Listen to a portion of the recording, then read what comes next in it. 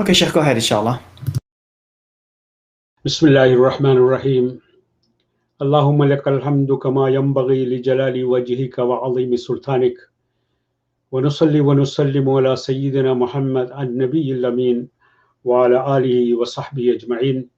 My dear brothers and sisters, it's my pleasure to share with you another episode in our daily series of du'as to power your day.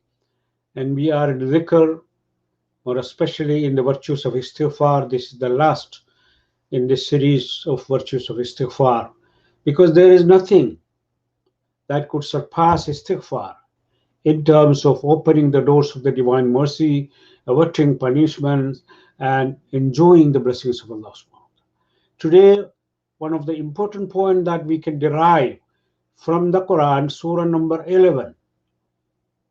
Again, the Prophet is preaching, وَأَنِ رَبَّكُمْ ثُمَّ تُوبُوا إِلَيْهِ يُمَتِّعُكُمْ مَتَاعًا حَسَنًا إِلَى أَجَلٍ مُسَمًّى وَيُؤْتِ كُلَّ ذِي فَضْلٍ فَضْلَهُ.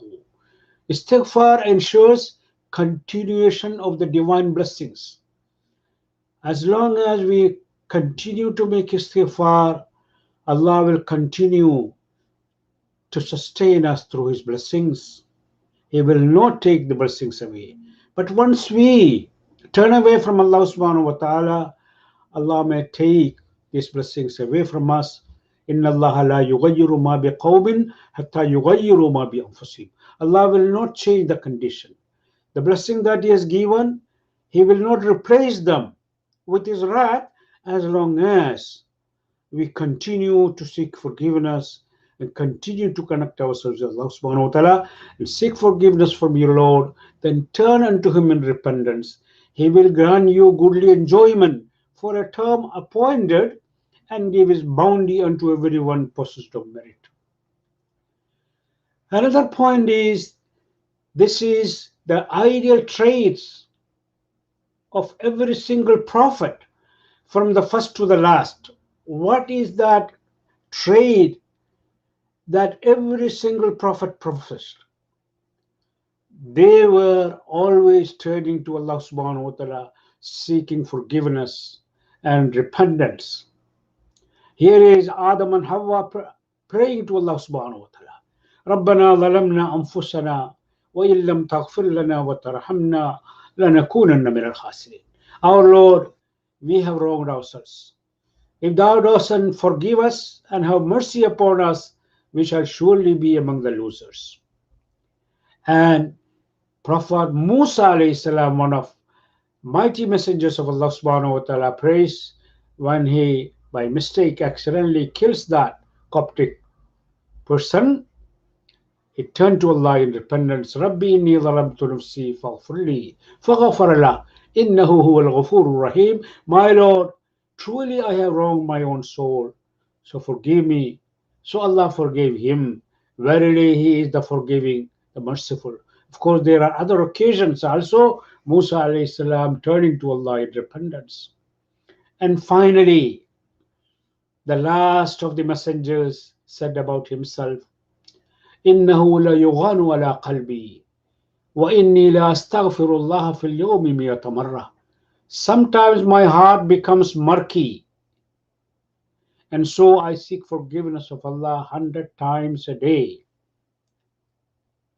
Now, if you look at the various points, the virtues of istighfar from the Quran, and there are more in the Quran about istighfar, and the Quran wants us to reflect.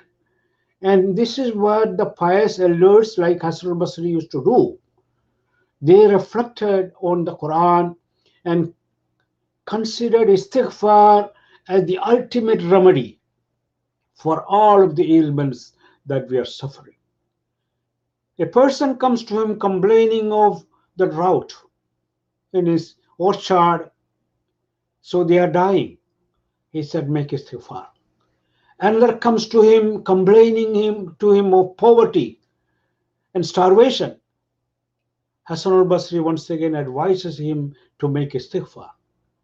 A third person comes to him complaining that he had been trying hard to have an offspring, but he is not blessed.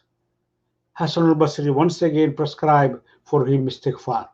And of course, I myself have read stories after stories of women who were deprived of children after going through various treatment, failing them, and they cling to istighfar because they believed in the promise of Allah subhanahu wa ta'ala and they were blessed with children.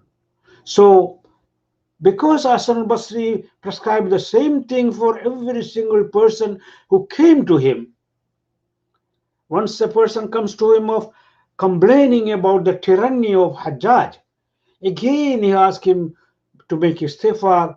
So one of his students asked, every single person who came to you complaining of something, you ask him to make istighfar. He said, I didn't make it up. Didn't you read what Allah said through the tongue of his prophet Nuh alayhi salam, which we already read here? So brothers and sisters, ultimate remedy for our suffering. Of course, today the world is suffering, humankind is suffering. So how do we come out of it? The ultimate remedy is istighfar. That is why Muhammad al-Quradi radiallahu anhu said that Quran diagnoses our condition, and it also prescribed. And the prescription for us is to turn to Allah subhanahu wa ta'ala in repentance, seeking His mercy and forgiveness. May Allah inspire us and honor us to do that and practice istighfar as a habit consistently and constantly. أقول قولي هذا وأستغفر الله لي ولكم والسلام عليكم ورحمة الله وبركاته.